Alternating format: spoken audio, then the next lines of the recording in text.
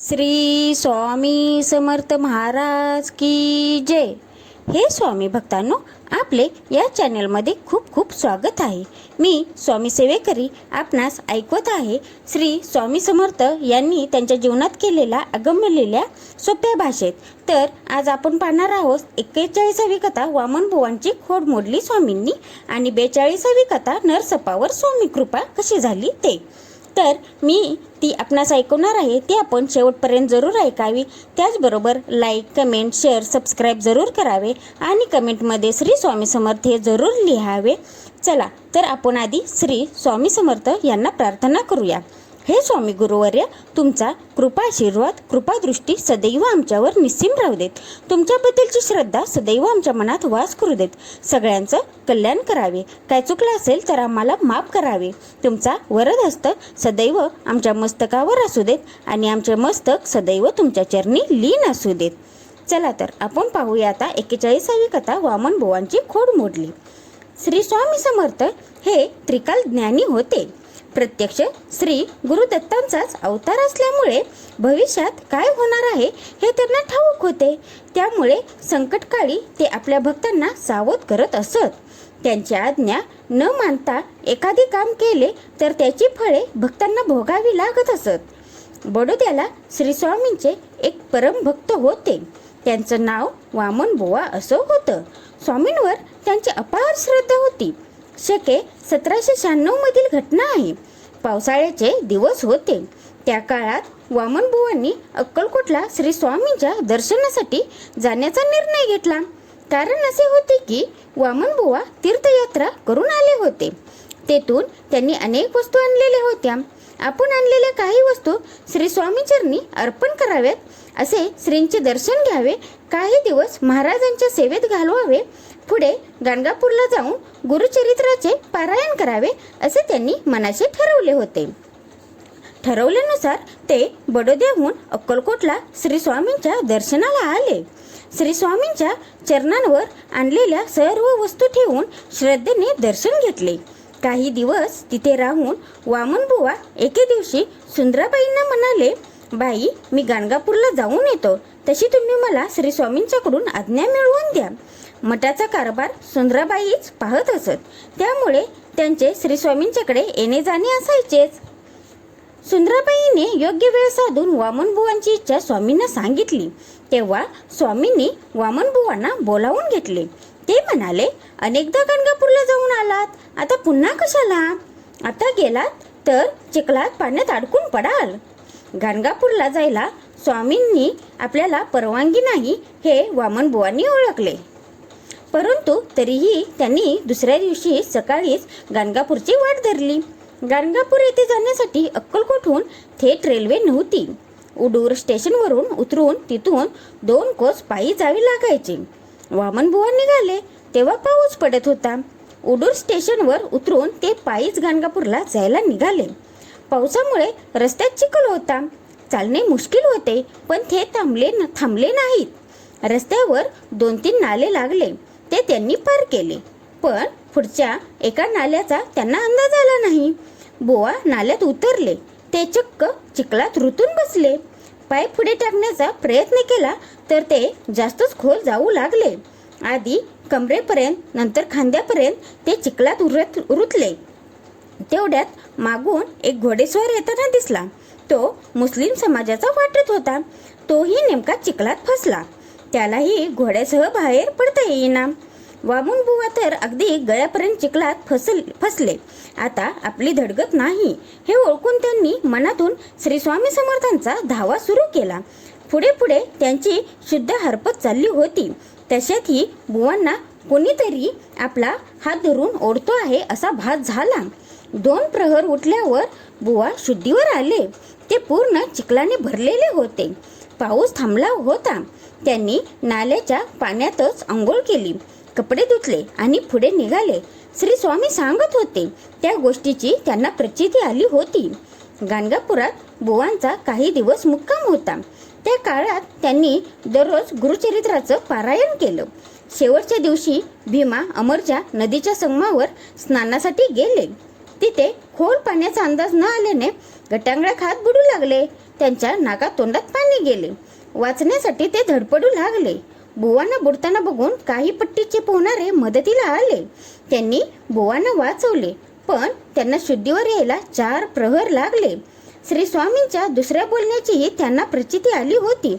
श्री स्वामींची आज्ञा न मानल्यामुळे बुवांची भली खोड मोडली होती.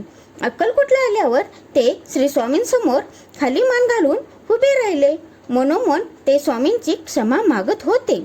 त्यांनी बडोद्याला परत जाण्याची आज्ञा मागितली. तेव्हा श्री स्वामी म्हणाले, मला दसऱ्याला पुरणपोळी खाऊ घाला. त्यावरून श्री स्वामींनी आपल्याला दसऱ्यापर्यंत थांबायला सांगितले आहे असे ते समजून चुकले व दसऱ्यापर्यंत तिथेच राहिले. असे खूप छान श्री स्वामींच्या लीला आहेत. त्या तुम्ही ऐका आणि आपल्या नातेवाईकांना मित्रमंडळींनाही ऐकवा. त्यामुळे श्री स्वामी समर्थ हे कोण होते हे त्यांनाही कळेल आणि आपली भक्तीही वाढेल श्री स्वामींविषयीची. तर आता 42वी कथा मी आपणास ऐकवत आहे. नरसप्पांवर स्वामी कृपा कशी झाली ते. अक्कलकोटात नरसप्पा सुतार नावाचा एक स्वामी भक्त होता. त्याची श्री स्वामींवर अगाध श्रद्धा होती. तो नित्यनेमाने श्री स्वामींच्या दर्शनाला जात असे. त्याच्याकडून होईल तेवढी तो महाराजांची सेवा करायचा. महाराजांनी आपल्या घरी यावे असे त्याला नेहमी वाटायचे. तो एक शेतकरी होता. शेतात कष्ट करून तो पोट भरायचा. त्याची परिस्थितीही जेमतेम होती. महाराजांनी गरीब श्रीमंत असा भेदभाव कधीही केला नाही. मनापासून भक्ती करणाऱ्यांच्या पाठीशी ते उभे राहायचे. त्यांच्या कल्याणासाठी तत्पर राहायचे. नरसप्पाच्या मनातली इच्छा श्री स्वामींनी ओळखली होती. ते वरचेवर नरसप्पाच्या घरी जायचे. कधी कधी तर ते 4-5 दिवस त्याच्या घरी राहत असत. एकदा महाराज नरसप्पाच्या घरी गेले तेव्हा त्यांना नरसप्पा डोक्याला हात लावून बसलेला दिसला. महाराजांच्या स्वागताला तो पुढे सरसावला. काय झाले? स्वामींनी विचारले. तेव्हा तो म्हणाला, हे मायबापा, आमच्या घरी एक म्हैस आहे. ती आज व्याली, पण रेडकू मेलेले निघाले. याआधी सुद्धा असे 3 वेळा झाले. आज जन्मलेले रेडकू जगले असते तर खूप बरे झाले असते. ते विकून 2 पैसे तरी मिळाले असते. एक तर ही म्हैस दूध देत नाही, तसा तिचा काही उपयोगही नाही, पण मुक्या प्राण्याला सोडून देण्याची इच्छाही होत नाही. महाराजांनी नरसप्पाचे सर्व बोलणे ऐकून घेतले आणि विचारले, ते रेडकू कुठे आहे? नरसप्पाने महाराजांना परसात नेऊन ती म्हैस आणि मेलेले रेडकू दाखवले. महाराजांनी त्या मेलेल्या रेडकावरून आपला पाय फिरवला. तोच ते मेलेले रेडकू जिवंत होऊन उठून बसले. ते बघून घरातील सर्वांना आश्चर्याचा मोठा धक्का बसला. नंतर महाराजांनी त्या म्हशीच्या पाठीवरून हात फिरवला. पुढे ती म्हैस भरभरून दूध देऊ लागली. त्यामुळे नरसप्पाच्या घरात आनंदी आनंद झाला. पुढे एकदा नरसप्पाच्या शेतात हुरडा आला झाला होता. आपल्या शेतात महाराजांनी हुरडा खायला यावे अशी नरसप्पाची इच्छा होती. त्याने आपली इच्छा महाराजांना बोलून दाखवली. तेव्हा महाराज नरसप्पाच्या शेतात हुरडा खायला गेले. त्यांच्याबरोबर काही सेवेकरी देखील होते. महाराज हुरडा खायला आल्यामुळे नरसप्पाला खूप आनंद झाला. सर्वांनी आनंदाने हुरडा भाजून खाल्ला. तेव्हा नरसप्पाने महाराजांसाठी ऊसही आणला होता. महाराजांनी थोडा ऊस खाल्ला आणि ऊसाचे काही तुकडे शेतात जमिनीत गाडून टाकले. या वर्षी तो शेतात ऊस लावावा असा श्री स्वामींनी संकेत दिला आहे असे आलेल्या काही जाणकारांनी नरसप्पाला सांगितले. त्यांचा सल्ला मानून नरसप्पाने त्या वर्षी आपल्या शेतात ऊसच लावला. त्या वर्षी पाऊसही भरपूर झाला. त्यामुळे त्याला ऊसाचे भरपूर पीक मिळाले. त्यामुळे नरसप्पाला दरवर्षापेक्षा 20 पट जास्त नफा मिळाला. भक्तांवर श्री स्वामींची कृपा व्हायची ती अशा प्रकारे खूप श्री स्वामींनी त्यांच्या जीवनात खूप भक्तांवर कृपा केलेल्या आहेत. त्यांच्याच जीवनात काय ह्या आपल्या कलियुगातही श्री स्वामींनी आपल्या भक्तांवर खूप साऱ्या कृपा केलेल्या आहेत. खूप भक्तांचे अनुभव एवढे चांगले आहेत की ते सांगताना सुद्धा त्यांच्या डोळ्यातून पाणी येते आणि तुम्हीही बघत असाल तर तुम्हालाही कळेल श्री स्वामींची कृपा कशी होते. स्वामी काही जास्त तुम्हाला मागत नाहीत. तुम्ही फक्त मनाने श्रद्धेने त्यांना हाक मारा, ते तुमच्या हाकेला धावून येतात. त्याचबरोबर श्री स्वामी समर्थ हा षडाक्षरी मंत्र आपल्या मुखात सदैव असू देत.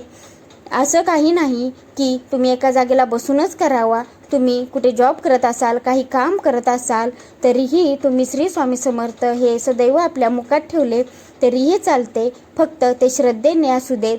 तुम्ही स्वयंपाक करा तरी ते अन्नात तुमच्या श्री स्वामी समर्थ हे नाव उतरते. त्याच्यामुळे आपल्या कुटुंबाच्या जे परिवार आहे त्यांच्याही पोटातून जाते आणि त्याचबरोबर सगळीकडे सकारात्मक ऊर्जा निर्माण होते हे मी सांगते. त्याचबरोबर आपण या कथा शेअर करावेत आपल्या नातेवाईकांना, मित्रमंडळींना. हे श्री स्वामी समर्थ कोण होते हे त्यांनाही कळेल. त्याचबरोबर तुमच्याकडून ही सेवा घडेल. श्री स्वामी समर्थ हे सदैव आपल्या मुखात असू देत हे मी सदैव आवर्जून सगळ्यांना सांगते. श्री स्वामी समर्थ आजची केलेली सेवा मी श्री स्वामी समर्थ यांच्या चरणाशी अर्पण करते. काय चुकलं असेल तर मला माफ करावं त्यांनी. त्याचबरोबर माझी तब्येत थोडी बेकार असल्यामुळे मला थोडं सांगताना हे होत आहे, त्रास होत आहे, तरी पण मी सांगायला थांबत नाही. श्री स्वामी समर्थ हे सदैव आपल्या मुखात असू देत एवढीच माझी इच्छा आहे. श्री स्वामी समर्थ. जय जय स्वामी समर्थ.